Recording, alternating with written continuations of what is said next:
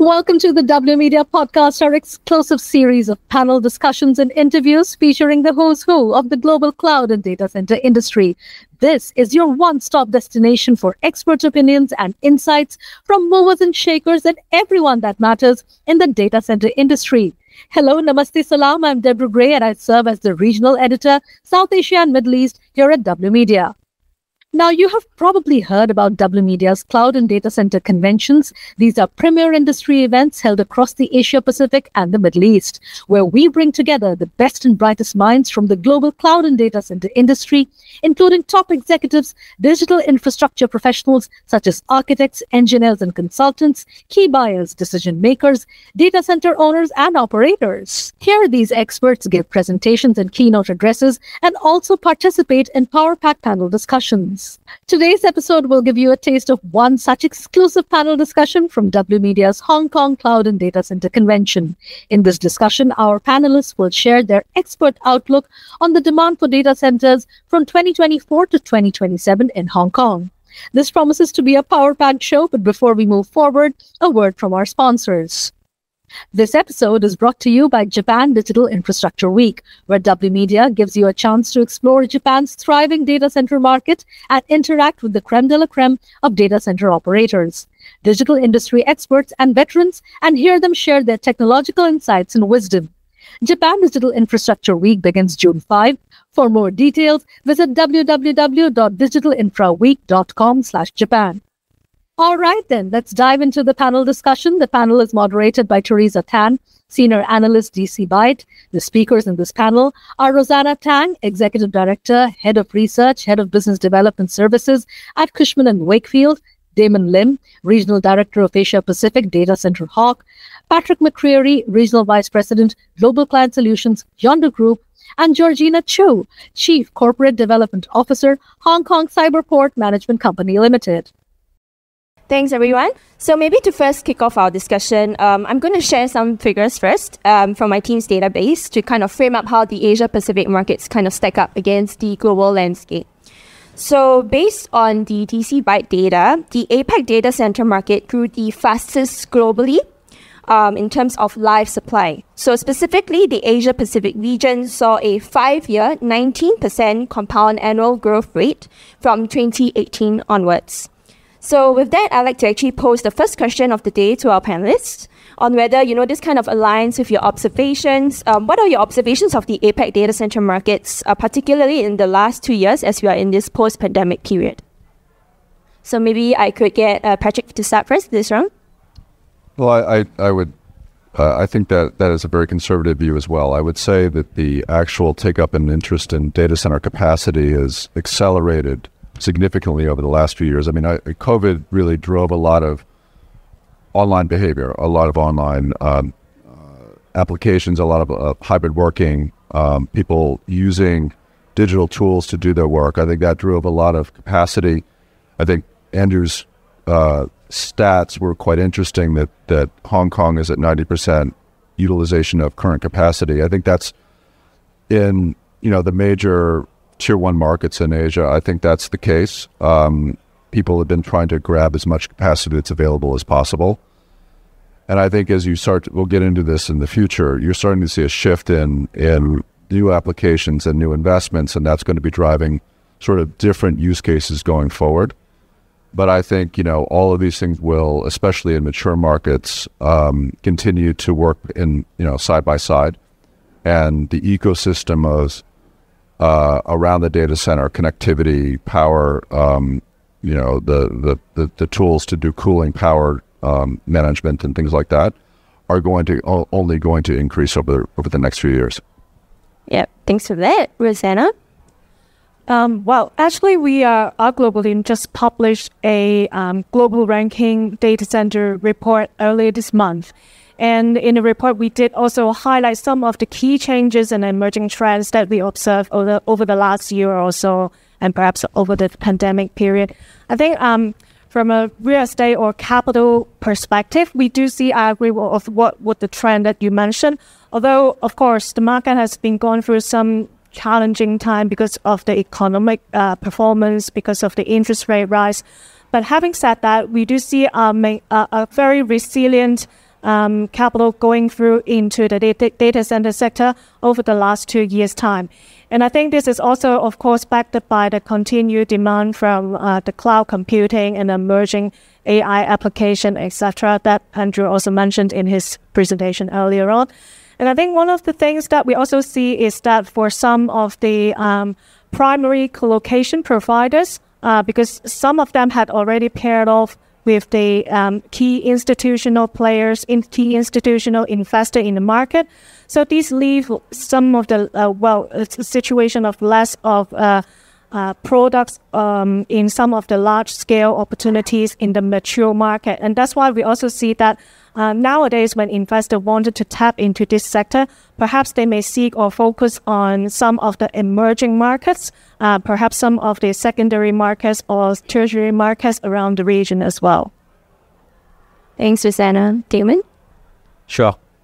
Yep. So, I think I definitely agree with Patrick that some numbers might be a little bit conservative. So, for example, like in North America, we have been tracking that absorption, which is uptake of data center capacity, has pretty much doubled for the last couple of years. So, in 2021, it was like 1.1 gigawatts, right, of absorption in the whole of Northern America. And by the end of 2023, that was almost 4 gigawatts. So almost doubling every single year for the last couple of years. And that's driven by a lot of the consumption figures. Baby Shark is probably one of them. And I'm not sure how many of you don't use Microsoft Teams down here. Pretty much. Wow. Okay. Couple, right? So just so you know, from 2019, the number of daily users for Microsoft Teams was actually 20 million globally. And by 2023, it was 300. I don't even know what's the CAGR for that. I'm not a math person, but you can definitely count it's more than 10 times, right? Just in that few couple of years. And that's really driven by the COVID pandemic. Georgina? Coming from the incubator point of view, all the data center growth actually driven by applications, right? For example, we have a lot of startups within Cyberport, like they focus on the AI, blockchain, cybersecurity, and also in the application layer and industry, like fintech and smart living, digital entertainment, the Baby Shark. All of those actually drive a lot of the data center workload. And that's why I agree with you guys that, the growth is nonstop. And with all the applications on the internet, it will keep driving the data center market. Thanks, Georgina. Yeah, I think, so far, even with the first session by Andrew, I think we've really seen how, the different drivers of data center demand have really driven the growth. I think the panelists are definitely right. The earlier figure that I quoted was live supply. If we're talking about the pipeline supply, that's going to be way more. So I think across the APAC region, it's in total, I think we see about 11 gigawatts actually. So I think that number is just bound to grow. Given that, we've talked quite a bit in terms of the key demand drivers so far, in terms of the AI, cloud adoption, I was actually very surprised to learn about the big house example. I'm very excited to go and try it later when I get the chance. But maybe now pivoting to that differentiation between like developing versus developed markets. I actually like to ask the panelists to weigh in on what do you guys see being the unique opportunities and challenges between, these different markets. Maybe using the, key prime examples of developed markets like Hong Kong, Singapore, Tokyo, as well as Sydney for the developed markets. Yeah, how do you guys see the upcoming opportunities and challenges in these data center markets? So maybe I'll get Damon to start first for this. Yep, sure. So I think, when it comes to data centers right now, especially when the amount of investments coming into data centers as a real estate asset class has been increasing, I would say that there's still different strategies that, different operators can look at, right? So from a capital deployment standpoint, obviously, there's going to be a lot of hyperscale developments, as well as, to target towards the AI, where you're looking at more regional workloads deployed to help the entire region from a learning perspective. The learning kind of deployments. But at the same time, we will still see all the different cloud deployments, right? So like just between the last 2 years or so, there's been 18 new AZs announced in Asia Pacific itself.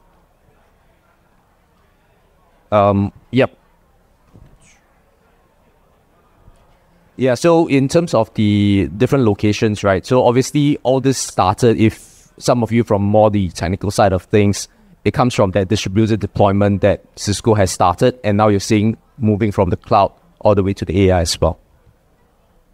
Rosanna? I think if you talk about opportunities, we do see that a trend that has been ongoing for the whole real estate sector would be sustainability, right? This is applicable to basically all commercial sectors and not alone for data center. It's getting especially important for data center sector as well.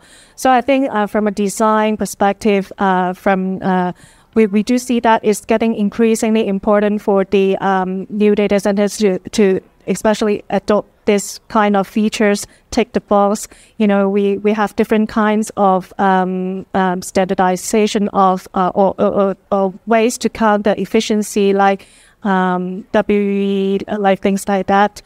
So I think it would be a trend going forward. But if you're talking about challenges, as I also mentioned earlier in Andrew's presentation, I think land constraint will be one of the key challenges that we see, especially for most of the mature markets. Like, for example, for cases in Hong Kong, actually 44% of the data center spaces currently in the city is actually from conversion from the previous industrial building or warehouses instead of a new build. So, and that's back to the point because of the land constraint, and it becomes a challenging point for some of the operators to seek their land in the city. And also, we also hear from most of our clients or operators saying about the power supply is also a very big issue, and it takes a very long time. It's talking about a couple of years once they start the negotiation until they get the power supply really get to the plant. It takes at least several years to do. So for some of the operators, if they have long-term presence in Hong Kong, maybe they can still wait for the time frame. But for some of the institutional investors or for some of the operation funds, they may eye on a fund life for like 5 to 7 years. Then they may not have such a time frame to wait in the market per se. Thanks for raising this very pertinent point. So I think a lot of supply side challenges that Rosanna has mentioned. Maybe Patrick, can ask you to weigh in on this. So I'll mention a couple of points that are very much aligned with what the other panelists were mentioning. There's a commercial trade-off that all application developers and companies that are managing data center services and the operators have to make when it related to emerging markets and more mature markets. And it really comes down to the use case and the economics of supporting an application either locally in a city like Hong Kong, or whether it can be distributed across the region. I would say that one of the things that we need to keep our eye on, what will be the benefit of the company I work for, is we're working very closely with all of the hyperscalers, whether they be Western or we've had a number of in-depth conversations with the Chinese hyperscalers as well.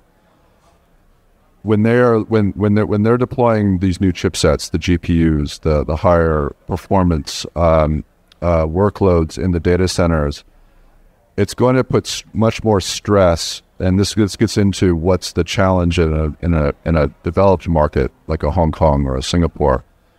A lot of the legacy data centers, the older, very connected data centers, aren't going to be able to support those higher performance workloads. The power densities that we're looking at, just on an anecdotal basis, we're looking at, when my company is looking at a number of opportunities where we need to support 40 kilowatt per rack, and that's sort of a minimum. But we're talking to one customer that wants to do 100 plus. So that's not going to be supportable in a very older sort of colo or connectivity driven data center. You're going to have to look at building dedicated infrastructure or an environment where we can provide that cooling and the power support that aligns with that application. So I think that's something that we need to consider, and that gets into the sustainability, the power management, the regulatory environment that supports building data centers in cities like Hong Kong. On the other side, on the developing market side, again, a lot of these new applications, there's an opportunity for those countries to leapfrog using 5G and other technologies to drive digital economic growth. And I think it's important that there be a very strong co-location ecosystem to help companies sort of launch and develop their businesses. And then eventually, once a market gets more mature, then you can have the data center segmentation, naturally happen, like I was just mentioning. Thanks for that, Patrick. Very insightful discussion of the different developing versus developed markets. Georgina? I like to speak for the developed market like Hong Kong. As we are building our supercomputing center in Hong Kong soon at Cyberport, we actually quite agree with the panelists about the power density, because we're trying to build a supercomputing center with the capacity about 3,000 petaflops, which is about 375 machines, and it actually consumes about 5 kilowatt of power. And this is the opportunity certainly for the data center operator, because, with the GPUs with such a high power density, there's an opportunity for the data center provider to provide those space to support the AI workload or machine learning. But at the same time, the challenge is because in Hong Kong, as we're a limited space, and the data centers in Hong Kong mostly supporting around maybe up to 10 kVA of space per rack, the power per rack. And those GPU on general, what we're seeing is they need at least at a minimum of 12 kVA per rack. So it takes that's the challenges for us. I mean, most data center with our research recently required substantial upgrade in terms of the facility in order to support a high power density. So that's the challenges we will have in Hong Kong. Thanks for that, Gina. So I think now maybe weighing in on and pivoting to a more focused view on the developed market of Hong Kong. I think our panelists have raised some very important points about the challenges. So maybe just tapping on their unique kind of perspectives, and maybe I can get Georgina and Patrick to weigh in on this. What do you think are some of the collaborative efforts you see that are necessary for stakeholders like the government and operators to work together to ensure, the continued success and resilience of data centers in the region in, such constrained markets like Hong Kong, for example? I could cover some first, coming from both public and private sector.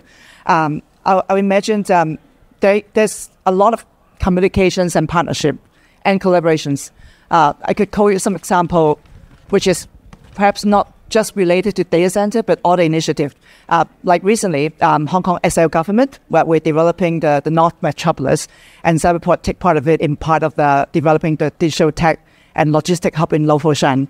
And the planning department of the Hong Kong government, they actually invited the leading enterprises and operators to actually hear the plan and ask them to share a view on the industry development and on the talent cultivation. We also invited some other startup to share the view of the future development as a digital hub.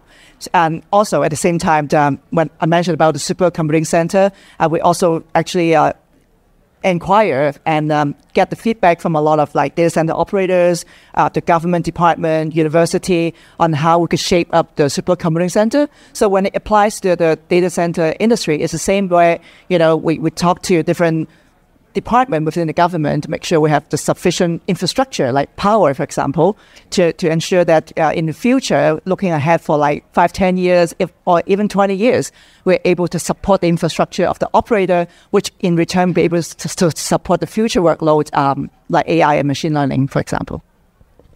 Well, I would sort of jumping, speaking to what Georgina was saying, that there's going to be a lot of investment in new businesses that will drive demand for data center usage.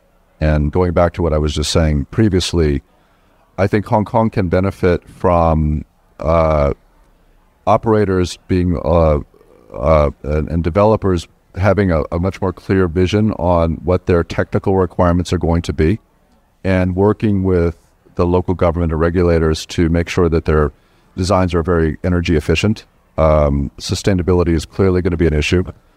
I think we would like to ask, I think, or we can certainly partner effectively with the government to build more. We're not going to be able to build huge data center campuses in a constrained land market like Hong Kong. So again, urban, more vertical data centers are going to be the norm.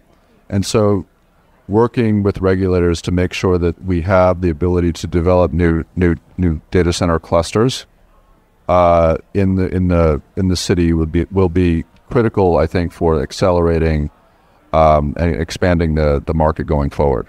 And then hopefully with the Greater Bay Area opening up and the free flow of information cross-border, then you'll have, again, the opportunity to segment which applications sit, within the city limits and outside.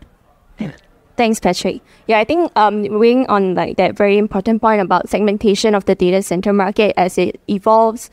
Maybe now I also get Damon and Rosanna to now weigh in terms of, particularly given that APAC is often considered to be some years behind maybe the development in other regions, sometimes because in terms of, for example, AI deployments, we're seeing a lot more of that happening out in the Americas, and we are definitely set to see that come to APAC sooner rather than later. So given like maybe some case studies that you guys might have, how do you guys actually perceive the evolving demand for data center space in, developed markets like Hong Kong? Maybe I'll get Rosanna to weigh in first. In terms of evolving of the demand here, I think for Hong Kong, we started to see the data center market started developing since the dot-com boom in 2000. And then we have been going through a very rapid growing phase over the last decade. But it's interesting to see that for example, in the past in the data center market, we used to see the end users mainly focusing from industries like banking and finance or perhaps telecom operators. But now we do see that currently the market has expanded a lot. Currently we are having over 20 data center operators in the city already. So and now we do expect we will continue to see the expansion of these operators ongoing in the future, especially we are seeing growing demand coming from the cloud computing services as well as the hyperscaler. And of course, these are all driven by some of the applications that the other panelists has discussed earlier. And from a real estate perspective, currently we are actually having around 11 million square feet of data center space in Hong Kong. Of course, with majority of the proportion is clustering in the Tseung Kwan O area. But ongoing, I think we will start to see more new clusters forming around, for example, Kwai Chung Tsuen Wan Tsing Yi cluster, which currently also composite around 30% of our stock in Hong Kong now. And I think ongoing going forward, I do agree with Andrew that Hong Kong, we are having a very unique position to bridge between, we are part of the GBA cities, and then we do have a role to play, especially we are having this kind of digital development phase. And we do believe we will have a basically we can bridge between mainland China and the other overseas operator going forward, and we will continue to play our edge in this role ongoing. Yeah, so on my end, when I was at the operator side of things, I was, there was this sense that, data centers was becoming more and more commoditized, right? And there was a lot of concerns within the industry, in all honesty, that it was going to go the way of the telecommunication side as well. But you will notice that, over time, the kind of demand that's been driven has really just gone tremendously. And that started from the digital transformations, then to the cloud deployments, as well as now with the AI wave that's happening as well. From a Hong Kong perspective, Hong Kong will always stay a financial hub, right? And so with that, we've seen business leaders trying to integrate, AI into their business workflows. I know Andrew mentioned that AI is not new, and that's true, right? With machine learning almost being a extension of AI, it's being used for KYCs, chatbots, etc. And that's just really going to drive the data center demands going forward. Another thing that happened, from a more personal level or a consumer level was when ChatGPT went mainstream. Immediately when when it went mainstream, there was a huge wait list to get on it. And that's just people having the kind of demands for that right now. And with AI going on, you can use it to draw pictures, you can use it to translate your voice, right, from your videos. And that even includes the ability to change the way your lips move, right, to the translated language as well. Therefore, I would say that, with the finance sector leading the way, the transactions as well as the use of AI inference will just really go in the daily business. And it is really no coincidence that leading cloud providers in Hong Kong are actually promoting use cases and customer stories related to all of this as well for the financial sector as well as for AI use cases. Thanks, Damon. So I'm conscious that we've also, the session has gone for a while now. So maybe if I could take the opportunity to summarize some of the key points that our panelists have made so far. So I think so far, data center demand in the APAC region continues to grow, cloud adoption, and more recently, of course, the AI trend, as Damon just mentioned, generative AI, once that it became mainstream at the tail end of 2022, I think there was a lot more interest. And, as these various AI deployments and use cases kind of evolve, it's really up to the data center space, different industry stakeholders to kind of evolve and kind of pivot to see how that they can meet these different data center demands of these end clients. I think in the some points that were also raised in the examples of constrained markets like Hong Kong, whereby like land and power, are really the main challenges at the moment. Not so much of the demand. It's also looking at how the existing facilities or the existing operators can pivot and adapt accordingly. I understand as well from the AI perspective, there's also a differentiation in terms of the machine learning models versus the inferencing models. So it's really, up to the space, and I believe we are all, adapting accordingly. Maybe as with that, I would like to get the panelists to share maybe one key takeaway you'd like the audience members to take away as we end up this round up this session. Georgina, maybe I'll get you to start first. I just want to make one final comment about what Andrew mentioned earlier about we still have a lot of rooms on digital transformation. And one of the things to drive the transformation and also the data center growth is that you need to have the right talent. I'd like to supplement the fact that the Hong Kong government actually launched various scheme and subsidies to attract and fast track the overseas and mainland talent to Hong Kong for a 2-year stay. So we basically do a lot of initiative to bring in talent to run the data center, to run the AI workload. So this is one of the key initiatives that the Hong Kong government, even Cyberport, will support them as well. So that's my comment. Thanks. Patrick? So a number of announcements have been made about data center industry consortiums. I think if you look at Europe, they're sort of leading the sort of our industry with planning sustainability initiatives. And I think it would be good for all of us to participate sort of in an organized way of making data centers more efficient. That will help governments support our growth and then obviously build up the whole ecosystem. Rosanna? I think for Hong Kong, I agree very much what Georgina said about talent. And I think another piece that we have to focus is also the Northern Metropolis. I think there is a whole piece of land that can provide the future development opportunities that the market cannot miss over the next decade or so. But I think it's very crucial for the private sector can work collaboratively with the government to develop this piece of land together. Damon?